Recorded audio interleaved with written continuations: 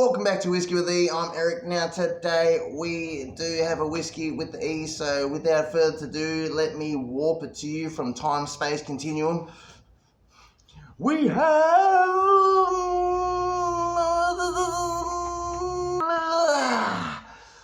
Jim Beam Black Extra Age. The lid just fell off from all the warping. It just like totally whoosh, so here we go. Jim Beam Black Extra Aged. So this is 40% alcohol per volume, so 80 proof. Now, extra aged, there's no age statement, but supposedly it's 6 years to 8 years, maybe more. They don't stipulate. Now, back in the day, it used to be an 8-year-old age stated product. They cut that out in like 2013, 2015. I can't remember. Let me know in the comments if you remember. But here in 2024, they did bring back the 7 years, so we haven't got to see it here in Australia yet, but you know what, I figured I may as well try this, and then eventually we're going to try the 7-year one, just to see how different it is. Do they use more younger stuff in here? Obviously 6 years to, so with the new 7-year one, it's going to be at minimal 7 years, so anyways, we're going to pour some up. Here we go. Alrighties. Now, let me have a little read on the side bit here for you. Alright, it's for everyone that's curious. Looks like this. Alright. Legacy.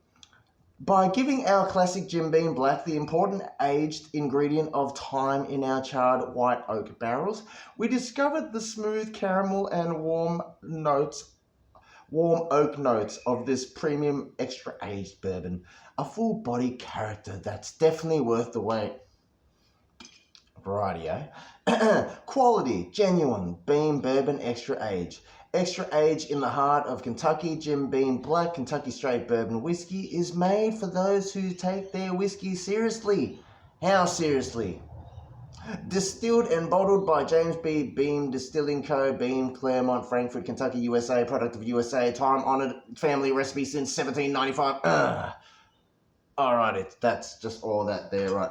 Alright, so here, I picked this up from Dan Murphy's. So some sexy lady gave me an awesome card that allowed me to go spend $50 and grab a bottle. And then I had the epiphany thought of, what would you grab for $50 at Dan Murphy's? And then you're looking around and you're like, Buffalo Trace is like 60 something. Wild Turkey 101's at least 70. Anything under 50 is going to be 37%, if not younger age notes. So this is what I walked out with. So there you go. Maybe if you only have $50 to spend, $52, this could be your jam. But you know what? I'm going to break it down for you. Let's give it a nose. Let's give it a taste. And then we're going to compare it to the same stuff. I just put it into the Australian red gum wood that I charred, that I left soaking in some Australian tawny fortified wine, some port. And you know what? It's only been in there for less than 24 hours, but look at the color difference. Alrighties. Reddish hue, still yellow. But let's give them a nose. Alright. Essentially, you are getting your Jim Beam vibes. I mean, you can tell that this is a Jim Beam product. As soon as you nose it, that peanut shell kind of note. You are getting the vanillas, you are getting the caramels, but it's not like a deep, dark, rich, it's not thick kind of, it's not really sweet. Let's just say, if you can imagine a Booker's or a Baker's, maybe not the bestest barrels, and then they just proofed it down to 80, like 80 proof, and then they served it to you. You're going to be like, wow, it just noses a little bit flat and watery, but I guess if I wasn't really deep in my whiskey journey, it would just smell like bourbon. So why would you buy this? Maybe you'd buy it to mix with Coke. Maybe you'd buy it because you only have $50 and this could be the closest thing to something of satisfaction that you can get. But you know what? Let's give it a taste. Here we go. Cheers, everyone.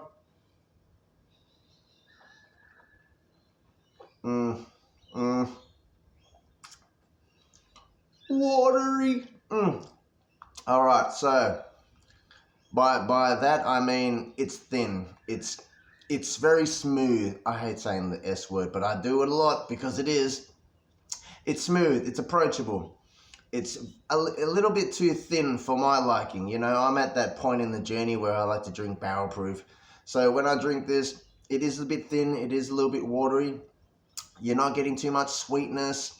You know, like it's more like that Jim Beam nuttiness profile, and then it rolls over to like an oakiness. Not even the sweet aged oak of old wild turkeys. This is just oakiness. And then that's about it, kind of, and then you can just feel like more. And that's probably why you could just keep drinking till there's no bottles of it left. Drink responsibly, everyone. Do some experiments. Maybe soak it in some Australian fortified wine wood. Export barrel. Here we go. Look at the color difference. You know what? Let's give it a taste and comparison. Let's go.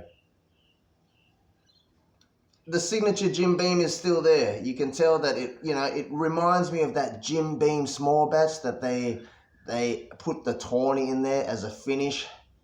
Now this isn't as extreme because we didn't just tip some tawny into a Jim Beam product.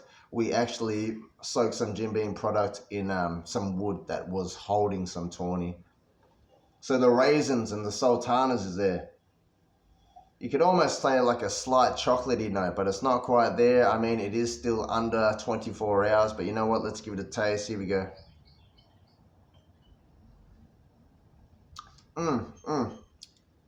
Jim Beamness, but then that raisin sultanas comes.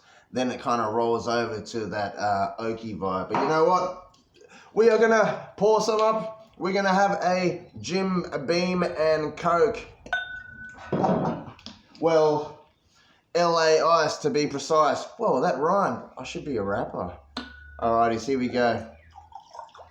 So essentially, if you are buying this bottle, maybe we are not at that just sipping on whiskies level. So maybe you are buying it to enjoy with Coke. So you know what? Let's give it a taste with Coke and see how it tastes. Here we go. Is it worth it? You know, $52 to come mixed with Coke? Well, yeah, that is refreshing. I mean, I'm picturing the normal Jim Beam and Coke cans is probably going to be a lot more like thin, you know, like less bourbon-esque qualities, you know, like I'm not going to say I'm picking out all the extreme oakiness that's coming out of it, but we are getting some more than just putting in a standard Jim Beam white label into the Coke, so just to give it that more. Anyways, you know what I'm saying, right? Like, comment, subscribe. You are all appreciated. Much love to everyone who has tried the Jim Beam Black Extra A.